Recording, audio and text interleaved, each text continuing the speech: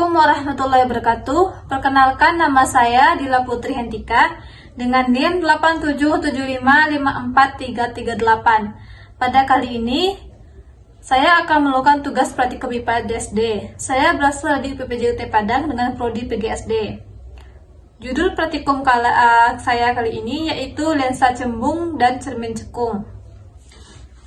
Tujuan dari penelitian ini yaitu untuk menentukan jarak titik api atau F lensa ke lensa cembung.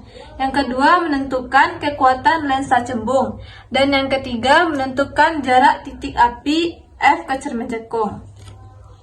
Bahan-bahan yang saya gunakan yaitu ada yang pertama ada lensa cembung, cermin cekung, ada lilin, dan layar dan korek api. Lensa cembung atau lensa konvergen merupakan lensa yang bagian tengahnya lebih tebal dibandingkan bagian tepinya. Lensa ini memiliki sifat menyempurnakan cahaya atau konvergen sehingga sinar-sinar yang sejajar yang datang menuju lensa akan dibiaskan dan berkumpul di satu titik yang disebut titik fokus F. Cermin cekung atau cermin konkav adalah cermin yang permukaan pantulnya melengkung ke dalam seperti bagian dalam sebuah bola. Cermin ini bersifat konvergen, artinya mampu mengumpulkan berkas cahaya yang datang ke satu titik yang disebut titik fokus. Selanjutnya, percobaan pada lensa cembung, yaitu di sini aturlah posisi benda dan lensa agar pada layar terbentuk bayangan yang paling tajam. Jarak lensa ke sumber cahaya yaitu 15 cm. Kemudian ukurlah. Pada layar, jika digeser semakin dekat, di sini sumber bayangan terlihat paling tajam. Kemudian didekatkan lagi, bayangan terlihat blur. Di sini dimundurkan, di sini baru terlihat dengan jelas titik bayangan yang paling tajam. Jarak bayangan di sini yaitu, kemudian ukurlah jarak benda dan jarak bayangan. Jarak lensa cembung dengan cermin yaitu 14 cm dan jarak bayangan daripada lensa cembung yaitu 12 cm. Percobaan ini dilakukan beberapa kali untuk mendapatkan hasil yang lebih berbeda, yang lebih meyakinkan.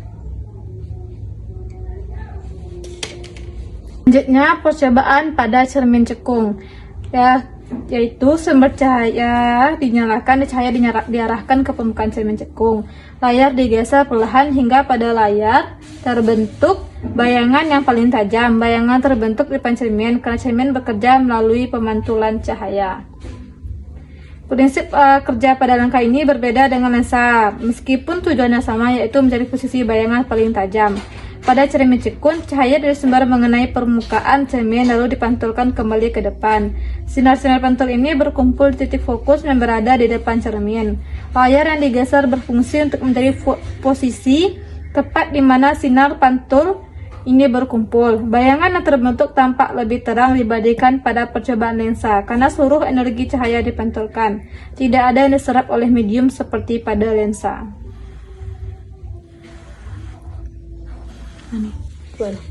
Kemudian ukurlah jarak benda S dan jarak bayangan. Jarak bayangannya di sini, jarak bayangan dari ke layar yaitu sejauh 22 cm dan jarak bayangan jarak cermin cekung ke lilin yaitu 5 cm. Kita melakukan percobaan sampai 4 kali, kemudian kita akan menuangkan hasil pengamatannya pada tabel pengamatan. Jadi, setelah dilakukan percobaan dan pengamatan, dapat disimpulkan bahwa keduanya, lensa cembung dan cermin cekung, mempunyai persamaan dan perbedaan yang menarik. Keduanya sama-sama mengumpulkan cahaya dan membentuk bayangan yang nyata.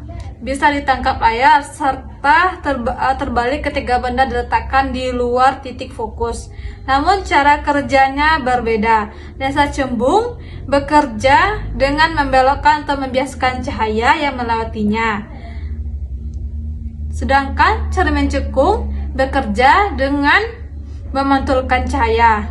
Menariknya, meskipun cara kerjanya yang berbeda, rumus yang digunakan untuk menghitung jarak fokus keduanya tetap sama. Demikianlah percobaan saya kali ini. Jika ada salahnya saya mohon maaf. Atas perhatiannya saya ucapkan terima kasih.